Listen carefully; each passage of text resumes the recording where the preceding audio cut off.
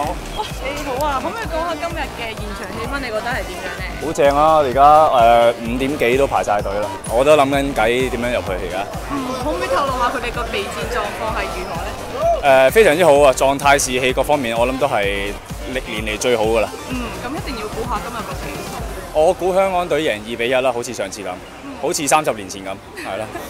咁你對之後嗰兩場比賽都好有信心？有信心嘅，即係我相信嚟緊香港隊所有賽事都好有信心嘅，因為我哋每場波都諗住贏波嚟㗎，係。但係如果今日落唔到場，係咪會有個？